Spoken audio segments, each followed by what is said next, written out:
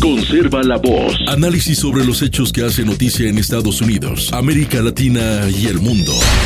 That America will never be a socialist country. Conserva la voz. Un espacio no apto para lo políticamente correcto o socialmente aceptable. Que la fuerza del cielo nos acompañe y ¡viva la libertad, carajo! Conserva la voz. Tu voz sin censura. Se ponen en la solapa el pin de la Agenda 2030, que no es más que la renuncia a nuestra soberanía. Con ustedes su anfitrión, Freddy Silva. ¿Qué tal, amigos? Reciban todos un caluroso y fuerte abrazo en este nuevo episodio de su podcast Conserva la Voz, un podcast dedicado a los conservadores. Soy Freddy Silva desde Tampa, Florida. Buenos días, buenas tardes, buenas noches, donde quiera que nos vean y escuchen. Sean bienvenidos a esta emisión de miércoles 13 de mayo de este 2026. Muy contento de llegar con un abrazo a todos y cada uno de ustedes. Hay bastante información que revisar. Yo creo que lo que ahora mismo está acaparando titulares es la visita del presidente Donald Trump a China. Sí, fue hasta el otro lado del mundo a visitar a su homólogo Xi Jinping. ¿Qué es lo que sabemos hasta el momento? Pues que ha aterrizado ya en la capital china antes de la cumbre crucial con Xi Jinping, tras prometer que estaría, o más bien, instaría a la potencia asiática a abrirse a los negocios estadounidenses. El presidente fue recibido con honores en el aeropuerto internacional de la capital de Pekín por el embajador de Estados Unidos en China, David Perdue, el vicepresidente de Xi, Han Zheng, el embajador de China en Washington, Xie Feng, y el viceministro ejecutivo de Asuntos Exteriores, Ma Zhaozu. La comitiva oficial estuvo acompañada por una banda militar y una guardia de honor, así como 300 jóvenes que cantaban un mensaje de bienvenida y ondeaban banderas estadounidenses y chinas al ritmo de la música. Trump saludó a la multitud con su característico gesto de levantar el puño. Trump, que parecía complacido con la pompa y la ceremonia que rodearon su llegada, fue seguido al bajar del avión por su hijo Eric, su nuera Lara, el fundador de SpaceX y Tesla, Elon Musk, el secretario de Estado Marco Rubio, el secretario de Guerra Pete Hegseth y el director ejecutivo de NVIDIA, Jensen Huang. Pues ya el día de mañana va a ser el primer día completo de la visita del presidente, que va a incluir una visita al Gran Salón del Pueblo de Pekín, seguida de una reunión bilateral con Xi Jinping y una cena de Estado. Trump se reunirá nuevamente con su homólogo chino el viernes antes de regresar a Washington.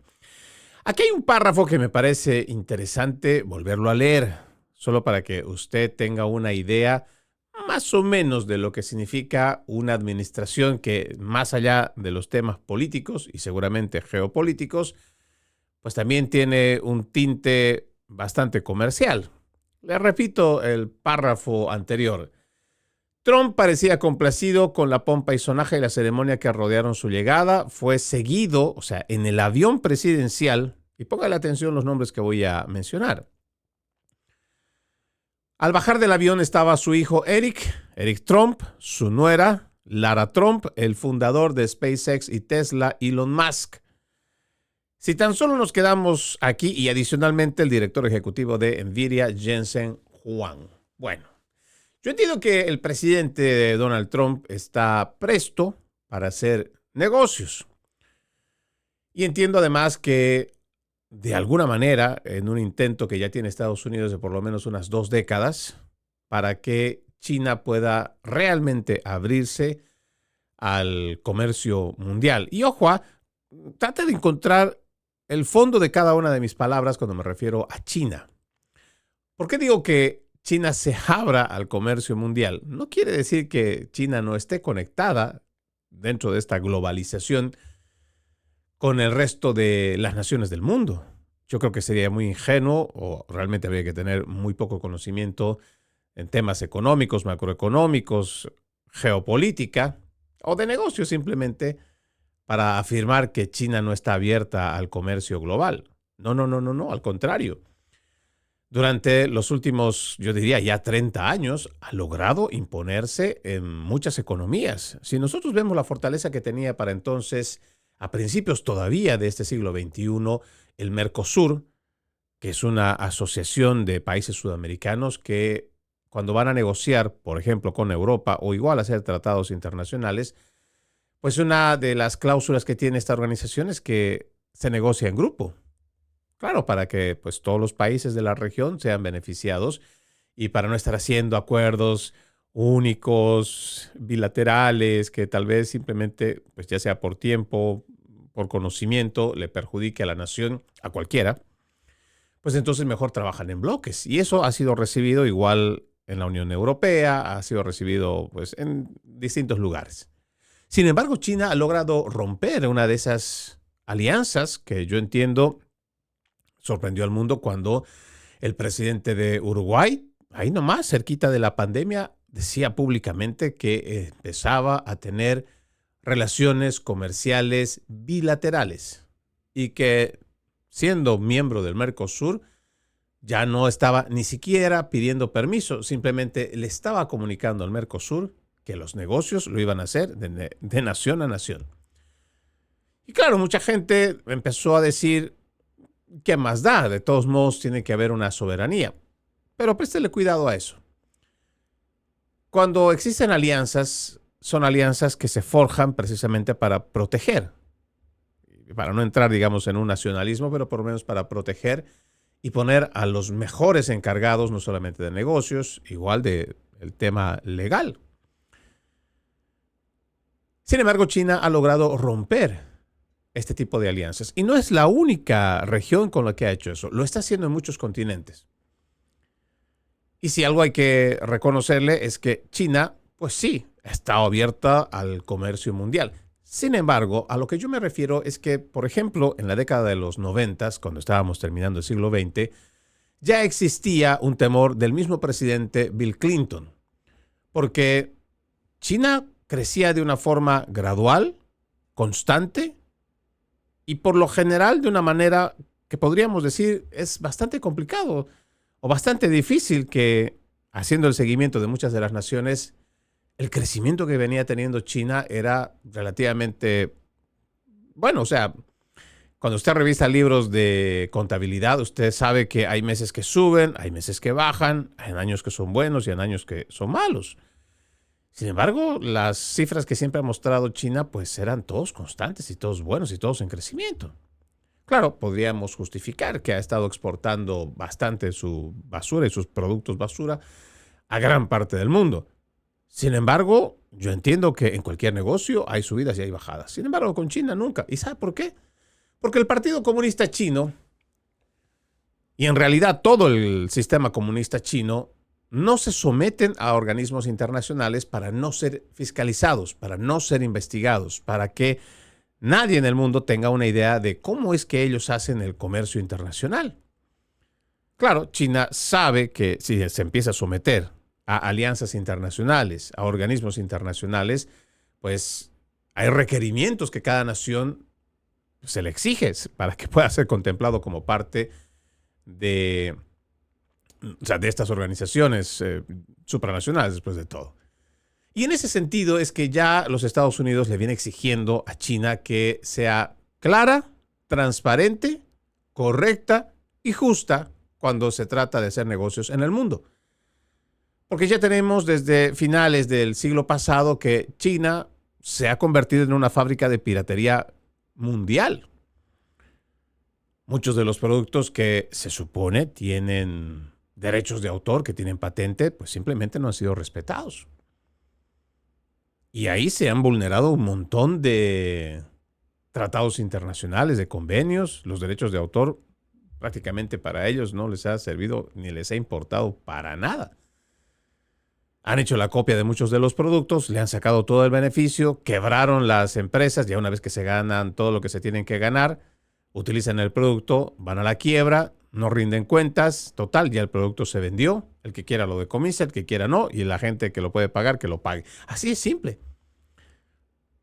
En pleno siglo XXI, tratando de hacer cosas que estaban allá, por los primeros años del pasado milenio.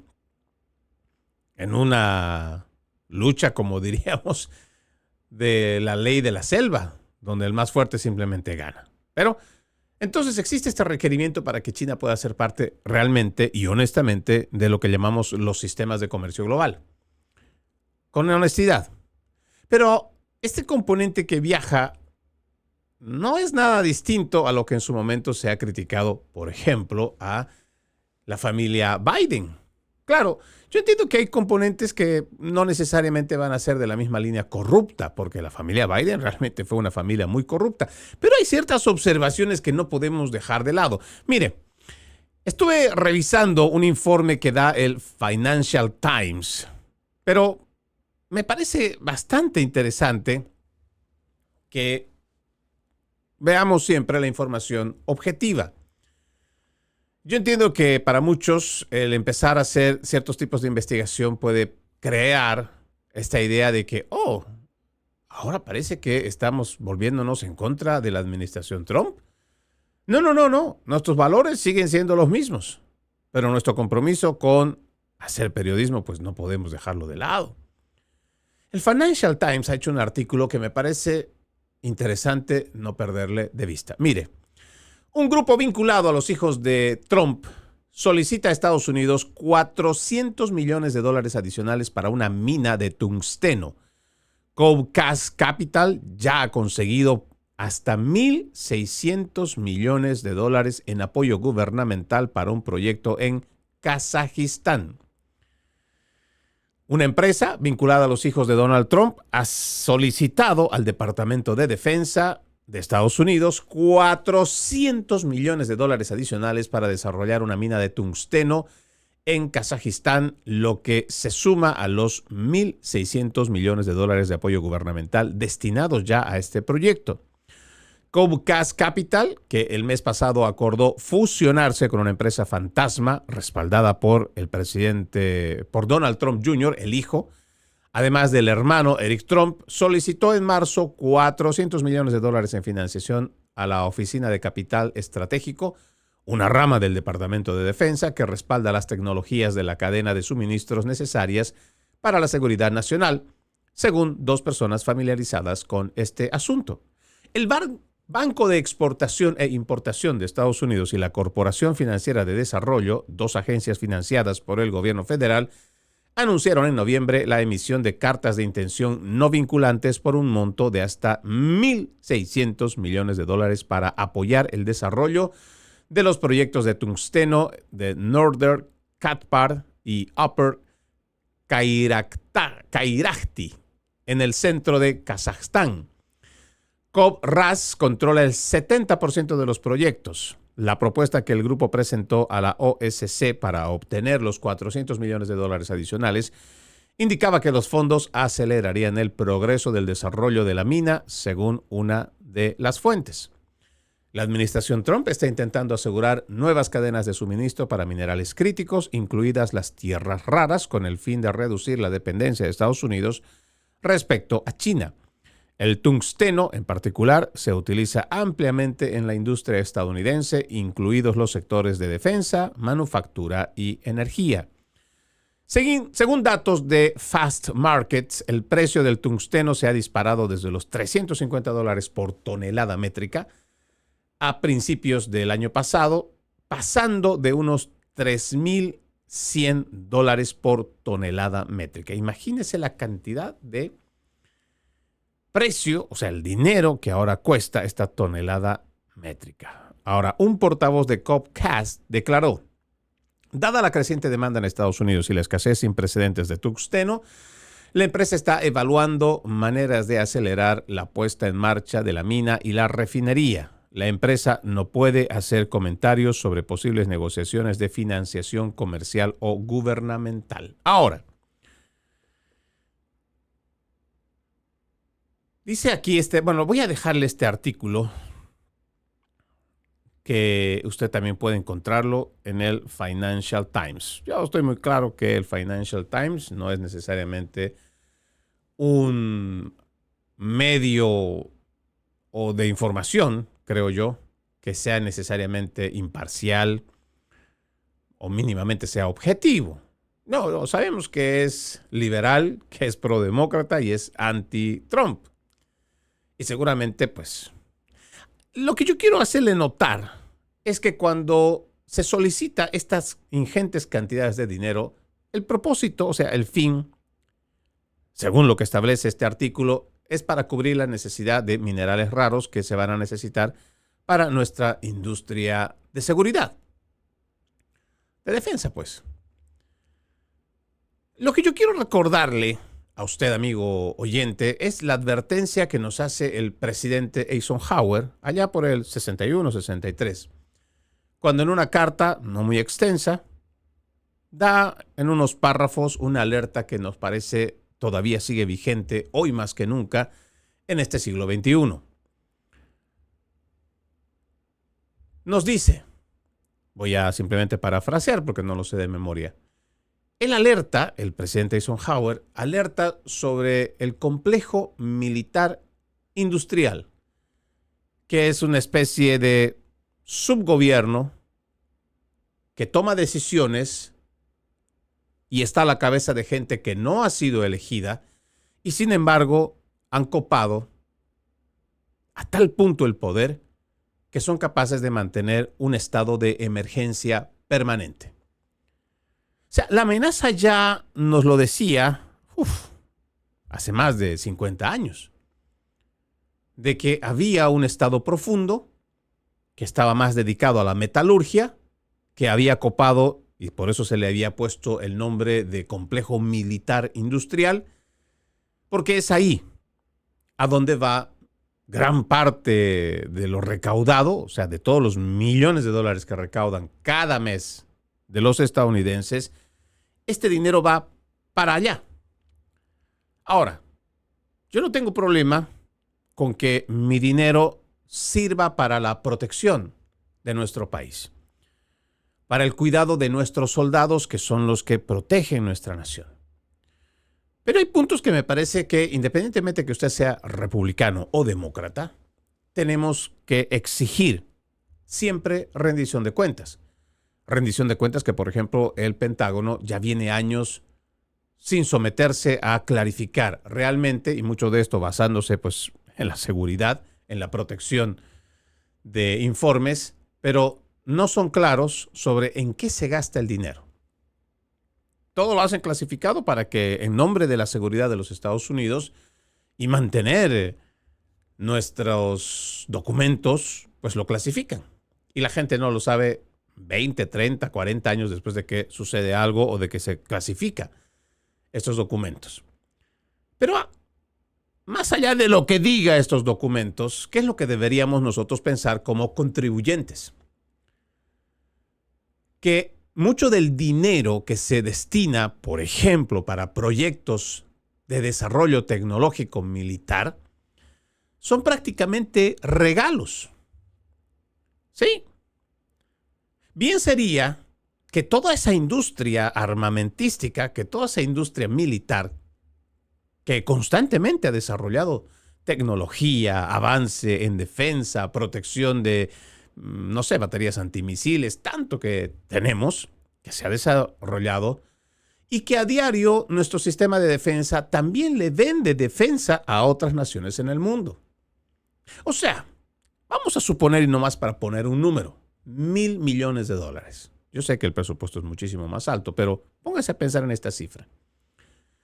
Si cada año le damos $1,000 millones al sistema de defensa y parte de ese dinero, digamos, no sé, solo por ponerle un número, el 10%, va destinado a trabajos de investigación, ¿no cree usted que como ciudadanos, si en esa investigación los sistemas militares desarrollan tecnología, patentan, equipos, le ponen la patente del desarrollo tecnológico a lo que hayan inventado, y este desarrollo tecnológico patentado, o sea, este producto, puede ser un avión caza, puede ser lo que sea que hayan fabricado, si ha sido pagado con nuestro dinero, se ha llevado adelante investigación, se ha logrado tener un producto.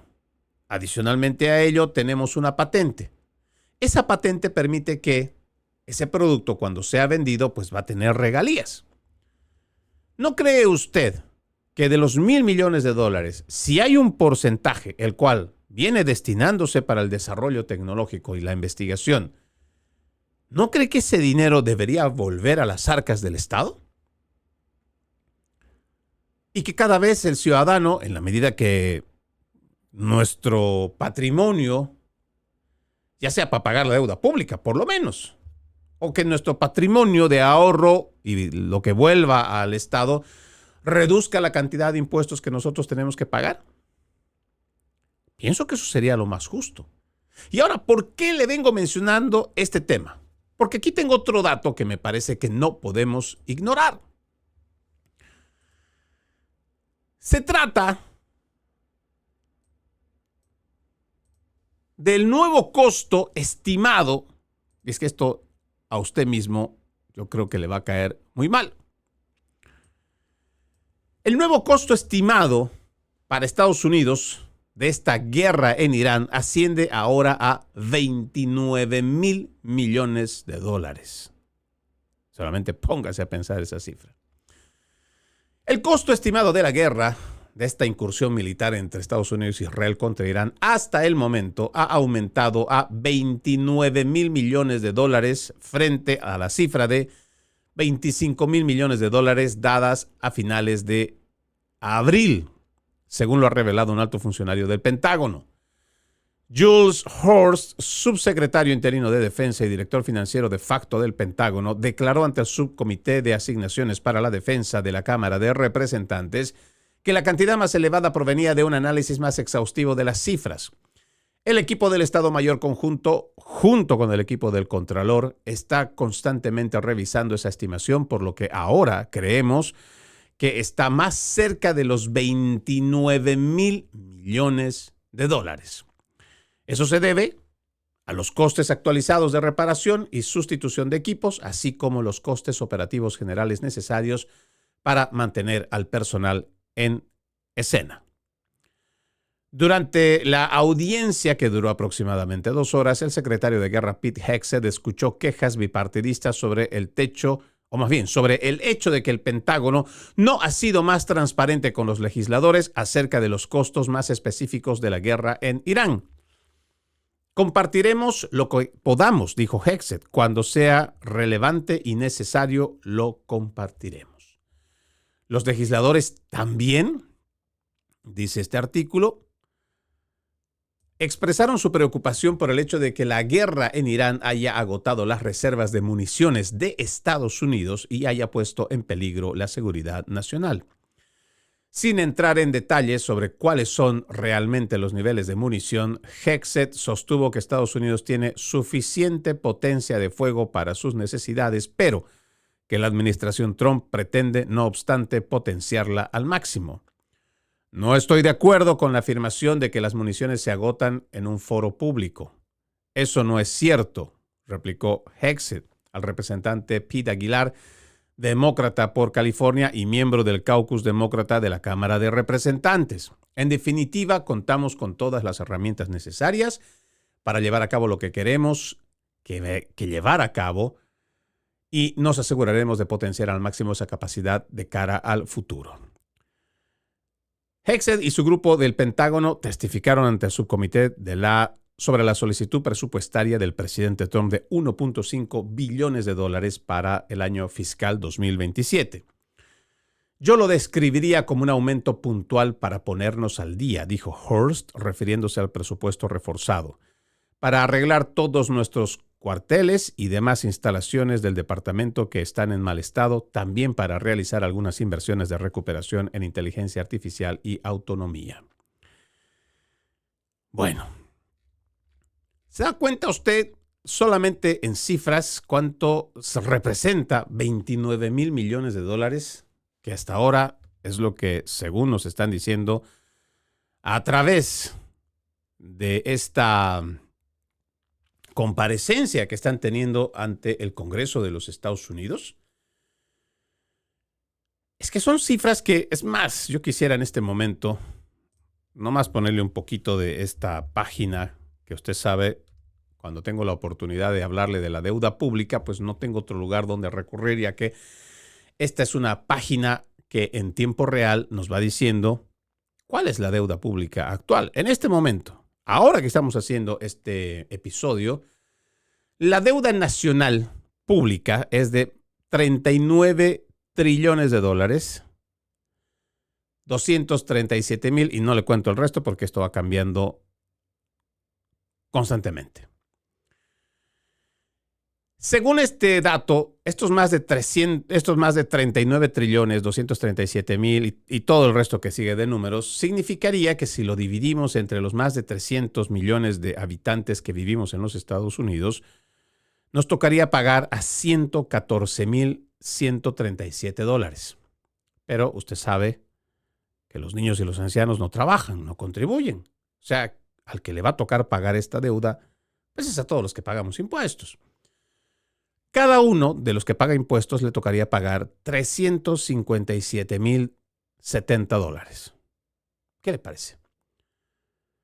Sí, yo entiendo. 357,000 nos serviría bien para pagar una casa. Pero no. Adicional a todo lo que usted tiene que pagar, pues usted también va a tener que pagar esta deuda pública. De alguna manera lo vamos a tener que hacer. Todos, porque se supone que cada vez que se eleva el techo de la deuda pública, cada uno de los que lo representan a usted en el Congreso aprueban si es que quieren endeudar más al país. ¿Qué quiere decir endeudarse? Quiere decir que como no hay dinero, de algún lado lo tenemos que sacar. Y ese lado es precisamente de la promesa de los trabajadores de los Estados Unidos. La promesa. Pero esta es una cifra realmente brutal. Y ahora tenemos una guerra que en tan solo poquito más de, ya estamos para el tercer mes. Según lo que dice este artículo, pues estamos por los 29 mil millones de dólares. Lo que le digo es realmente preocupante.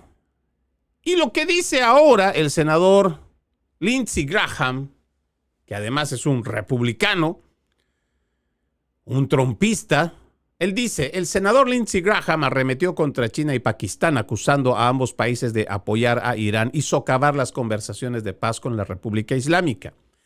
El senador de línea dura y firme defensor de la campaña bélica aprovechó un informe de CBS News para afirmar que Pakistán permitía que aviones iraníes aparcaran en sus aeródromos y las compras de petróleo que China realizaban al régimen.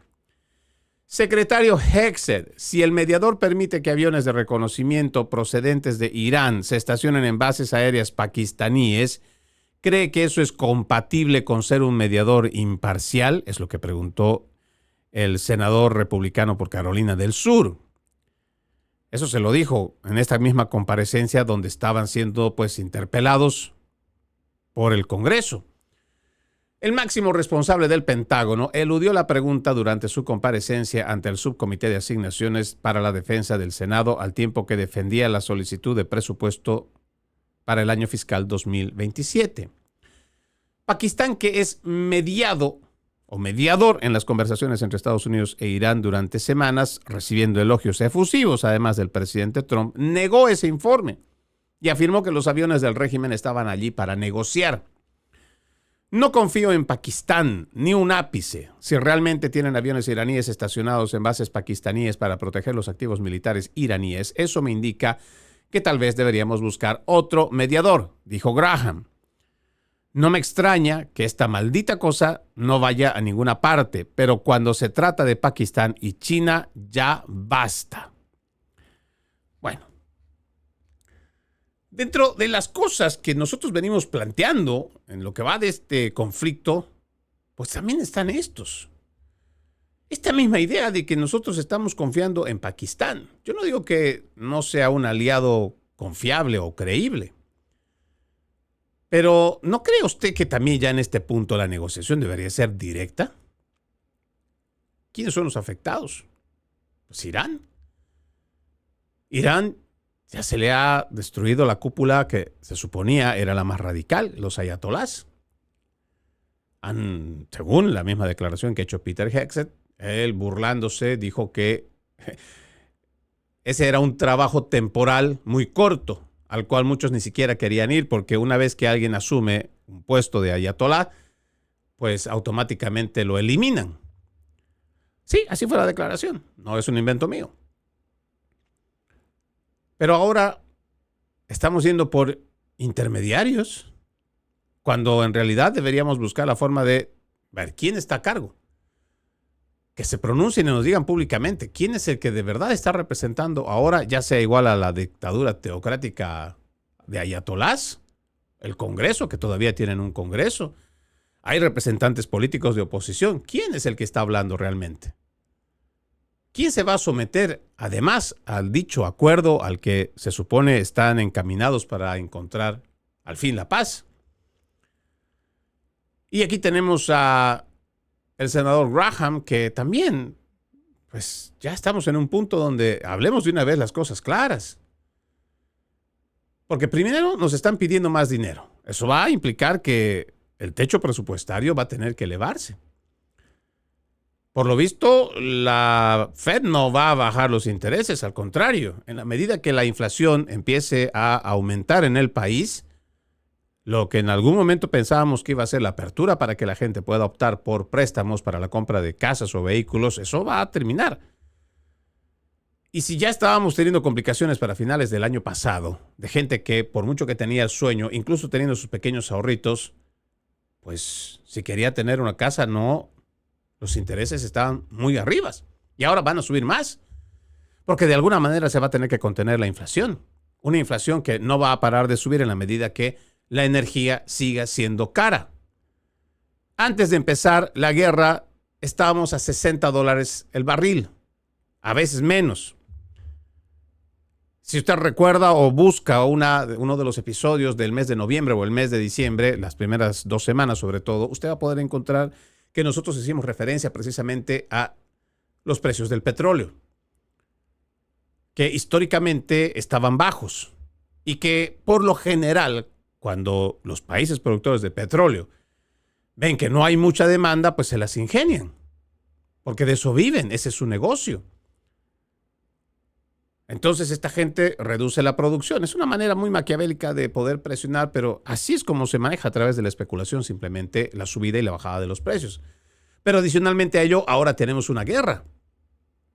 Una guerra que, como lo ha dicho claramente el senador Graham, no nos está llevando a ningún lado porque tenemos interlocutores que realmente no se los puede creer y no se los puede confiar.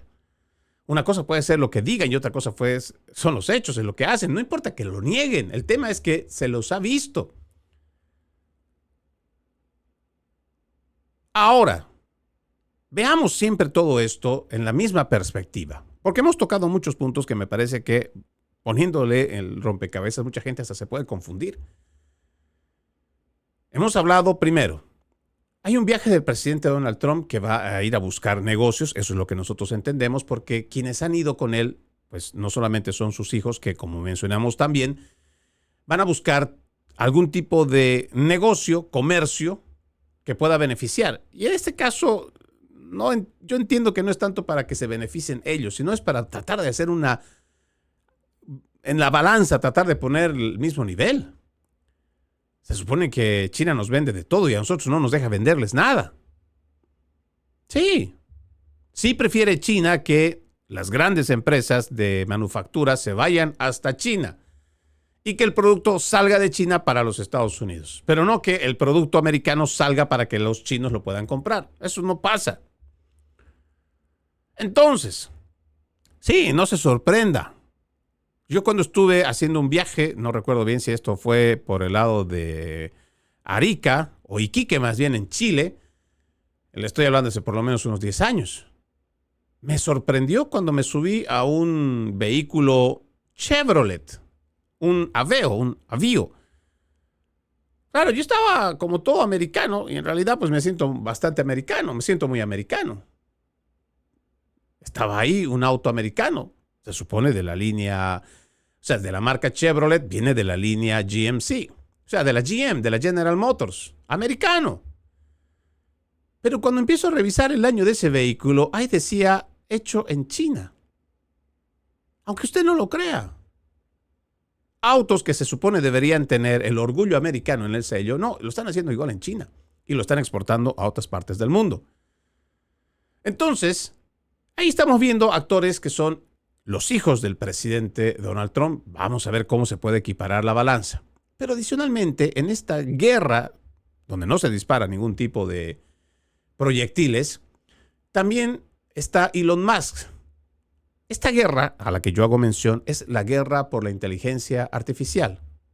¿Quién se va a hacer con el control? Porque aquí el problema no es tanto que esto sea una herramienta útil para el mundo. No, es que todavía no existe legislación la cual lo pueda regular. Y a los políticos les encanta tener el control de la regulación porque así ellos pueden suprimir no solo la libertad de expresión, también el desarrollo y la prosperidad de las naciones.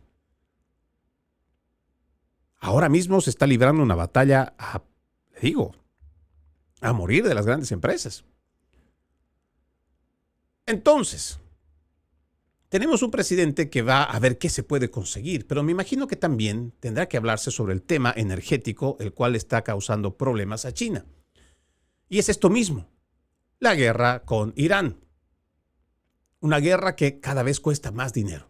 Y si cuesta más dinero, va a salir más de su bolsillo. Y si sale más de su bolsillo y la consecuencia directa de esta guerra es que no hay petróleo en el mundo o no se está exportando en las cantidades que se necesitan y adicionalmente a ello los precios han subido, hay una inflación que va a escalar que usted no tiene idea. Y tenemos la petición del Departamento de Defensa o el Departamento de Guerra ahora de seguir aumentando. Incluso con el temor, pienso yo, o la preocupación de que esta guerra está siendo no solo tan costosa, sino que está vaciando nuestros almacenes. Yo no dudo que Estados Unidos tenga la gran capacidad de poder reponer los almacenes, las municiones y lo que necesitáramos si viniera otro conflicto. No tengo duda.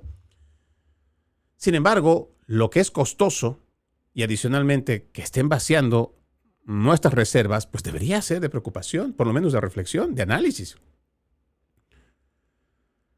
Y lo que sentencia finalmente el senador Graham, parece que las cosas o no se están haciendo bien, no porque el presidente no lo quiera, sino porque se está eligiendo interlocutores que pues no se puede confiar, o por lo menos habría que ponerlo en duda.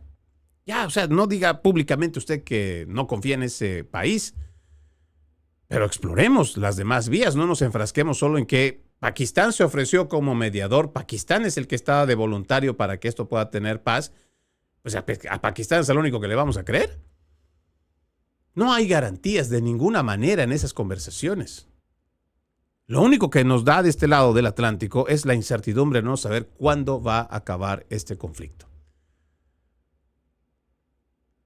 Habíamos empezado diciendo que la alerta que nos deja el presidente Eisenhower hace más de 50 años sobre este complejo militar industrial hablaba sobre la toma de control y poder incluso por encima de aquellos que habían sido electos por un pueblo. Que su mecanismo de fortalecerse es mantener un estado de emergencia. Un país que está constantemente en estado de emergencia le permite a sus políticos saltarse todo tipo de filtros y fiscalizaciones. Eso es lo que tenemos que evitar. Más allá de que sea un gobierno republicano o demócrata, el país siempre tendrá que estar primero. Sigamos orando, pero sobre todo viendo la manera de cómo presionar a nuestros políticos para que, primero, seamos claros hasta cuándo realmente va a durar este conflicto. Si no había necesidad de meternos, no queríamos estar en ello, ¿por qué estamos tardando tanto en salir? Si realmente queremos estabilidad en esa región, ¿estamos haciendo los pasos correctos para encontrar una negociación, un acuerdo que además de verdad garantice paz en esa región? Y finalmente, ¿los estadounidenses estamos de acuerdo en seguir aumentando el techo de la deuda? ¿Seguir incrementando más nuestra deuda pública? Lo dejo con esa pregunta. Nos vamos a la pausa. Ya regresamos con más.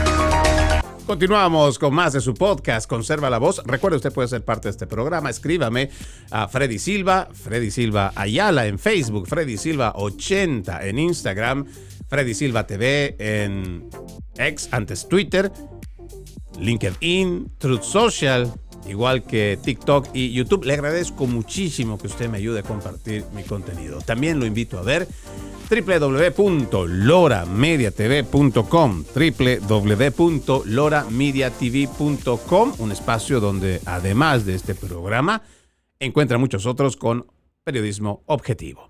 Recuerde, www.loramediatv.com, www.loramediatv.com. En más temas de la política doméstica de los Estados Unidos, el gobierno federal aplaza la asignación de $1,300 millones de fondos de Medicaid en California en medio de la represión contra el fraude en el sector sanitario. La represión federal contra el estado de California se está intensificando y The California Post ha sabido que la administración Trump está reteniendo $1,300 millones en fondos de Medicaid en medio de la creciente preocupación por el fraude relacionado con las agencias estatales de cuidados paliativos y atención médica a domicilio. El grupo de trabajo contra el fraude, dirigido por el vicepresidente J.D. Vance, hizo el anuncio hoy, apenas unas semanas después de que la administración suspendiera las licencias de 447 centros de cuidados paliativos y 23 agencias de atención médica a domicilio por sospecha de facturación fraudulenta. Como los estadounidenses de todo el país han podido constatar el nivel desenfrenado de fraude que se está produciendo en California, la administración Trump no lo tolerará. Agradezco al Dr. Oz y al vicepresidente Vance. Su liderazgo en este asunto fue lo que declaró el presidente Donald Trump. Esta medida se produce después de que la administración anunciara que está realizando una auditoría completa de las agencias de cuidados paliativos y atención médica domiciliaria en todo el país. El grupo de trabajo del vicepresidente está tomando todas las medidas necesarias para garantizar que el dinero de los contribuyentes estadounidenses no caiga en manos de estafadores. En febrero, Vance anunció que la administración estaba reteniendo más de $250 millones en fondos de Medicaid en Minnesota debido a preocupaciones de fraude. Y le dio al gobernador demócrata Tim Walz 60 días para presentar un plan de acción correctiva o enfrentar medidas adicionales. Unos meses más tarde, el Dr. Oz, administrador de la CMS, anunció que se aplazarían 91 millones de dólares adicionales en fondos federales de Medicaid en Minnesota debido a las graves vulnerabilidades del programa al fraude. Y claro, ahora, bueno, ¿de dónde viene esto, no? Yo creo que si usted ha seguido no solo el de California, sino el de Minnesota, hay un muchacho, un periodista, Nick Shirley, que ha comenzado a hacer un trabajo de periodismo independiente y buscando precisamente dónde se va todo ese dinero. Porque cuando empieza a hacer la investigación, hay cosas que eran realmente raras. Al principio se hablaban de unos $30 millones, 64 millones de dólares en estafa. Que una vez empezando a revisarlas, se empezó a hacer un cálculo que estaba llegando a los 9,000. No le estoy diciendo $900 millones, $9,000 millones. Que cuando ya empieza a ponerse el ojo en el tema, ya hay algunos representantes del Congreso que también empiezan a hacer sus averiguaciones y ya hablan de más de $200 mil millones en fraude. Este esquema es relativamente sencillo de poder ver que son fraudulentos. Porque resulta que en Minnesota, este gobernador demócrata, Tim Walz, incluso habiendo existido denuncias, pues dijo, no, aquí nosotros no los entendemos. El fiscal general también miró para un lado. Es más, reprendieron a los trabajadores que estaban denunciando que había posibilidad de fraude. Un fraude que no es de ahora. Hay procesos que ya se vienen llevando de hace 10 años. Pero como están acostumbrados a robar y ya conocen cómo el sistema es de frágil en el estado de Minnesota, pues igual será en el de California. Y no quiero ni pensar en los estados como el de Nueva York o cualquier otro estado demócrata. Tan sencillo como que usted simplemente abre su supuesta oficina de cuidados de niños, supongamos, como se lo hace aquí en la Florida. Usted consigue un ambiente, pone una recepción, hace más o menos, usted puede ir fácilmente ya a un local donde está predispuesto para el cuidado de niños. Usted va y se alquila ese lugar. Ya tiene su recepción, tiene lugares donde se va a dejar a los niños, tal vez cuidado para que descansen, para que duerman, otro lugar será educativo y así. Inicialmente usted puede hacer un contrato de 1 año.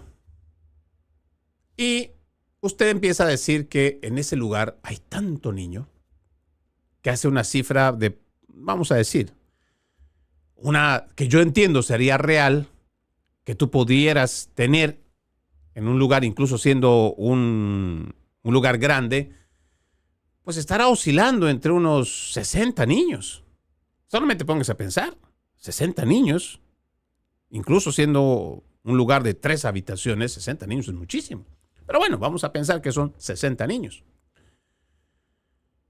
Pero cuando ya empiezas a revisar los números, o sea, sus declaraciones, ahí dicen que atienden no a 24, no a 50, no a 60, a más de 1,200. Y tú te pones a pensar y dices, ¿pero cómo? ¿Y dónde meten a los 1,200 si en este lugar no caben? Porque le digo, algunos son tan sinvergüenzas que lo que hacen es conseguir un cuarto. Y ese cuarto termina siendo la oficina, supuestamente el lugar donde van los niños, la parte recreativa, incluso hasta para cuidado de atención médica. Y como saben que no hay una fiscalización, porque como los demócratas se las ingenian para darle este tipo de permisos a empresas a las cuales ya les condicionan de que ese dinero que van a recibir, una buena parte tiene que llegar para aportar al partido o a quien esté pues corriendo por una elección. Así de corruptos son. Y así es lo que han venido, o por lo menos es lo que se ha ido descubriendo. Pero para que usted tenga una idea, cuán fácil es robar el dinero a los contribuyentes. Y esto mismo, pues ha estado pasando en California. Este mismo joven, Nick Shirley, este periodista independiente, también se fue hasta allá.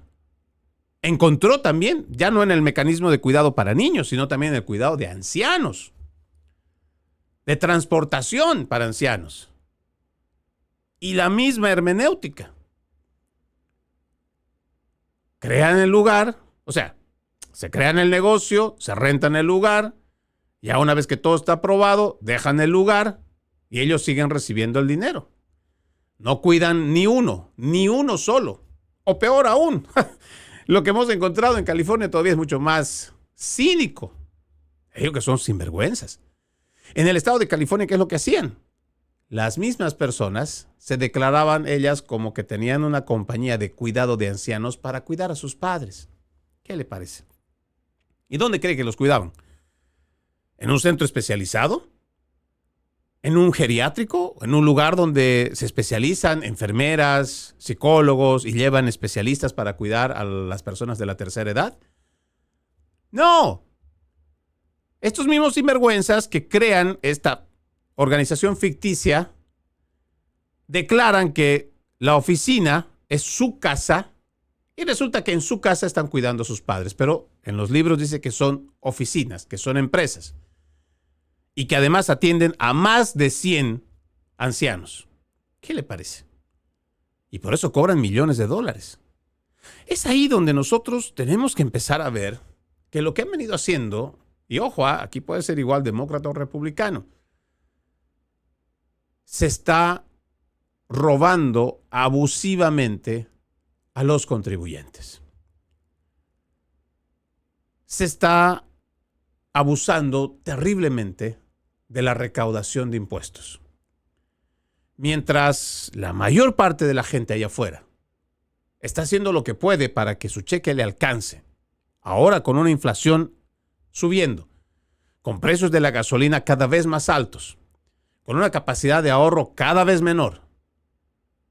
Y sobre eso, que no exista un control. Pero peor aún, lo más indignante, es que no hay cultura de la consecuencia.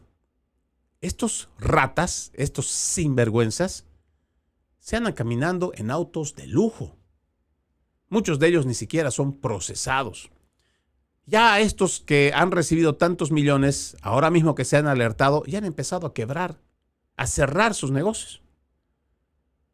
¿Qué le parece? Y es que por donde usted lo vea, es realmente terrible. Nos han prometido en esta administración cultura de la consecuencia. Queremos ver a estos desgraciados con sus nombres, con sus caras, procesados, llevados ante un juez con sentencia por haberle robado a los estadounidenses. Si no restituimos la credibilidad en el sistema estadounidense, si viene una nueva administración republicana, créame, va a tener un grave conflicto con la sociedad. Y si de plano los republicanos no restituyen la confianza, la seguridad en los sistemas federales, en las agencias estatales igual, y peor aún, vuelve al poder los demócratas, lo poco que se pudo estar construyendo para restituir la grandeza de los Estados Unidos se habrá perdido. Y se habrá perdido también porque nosotros como ciudadanos hicimos muy poco para poder cuidar a nuestro país. Soy Freddy Silva desde Tampa, Florida. Buenos días, buenas tardes, buenas noches, donde quiera que nos hayan visto y escuchado. Antes de irme, permítame leer este extracto de la palabra. En aquel tiempo, Jesús dijo a sus discípulos: aún tengo muchas cosas que decirles, pero todavía no las pueden comprender. Pero cuando venga el Espíritu de la verdad, Él los irá guiando hasta la verdad plena, porque no hablará por su cuenta, sino que dirá lo que haya oído y les anunciará las cosas que van a suceder. Él me glorificará, porque primero recibirá de mí lo que les vaya comunicando. Todo lo que tiene el Padre es mío. Por eso he dicho que tomará de lo mío y se lo comunicará a ustedes. Juan, capítulo 16, versículos 12 al 15. Tengan un bendecido resto de jornada. Como siempre, ejercitemos la decencia, que nada nos cuesta. Permiso.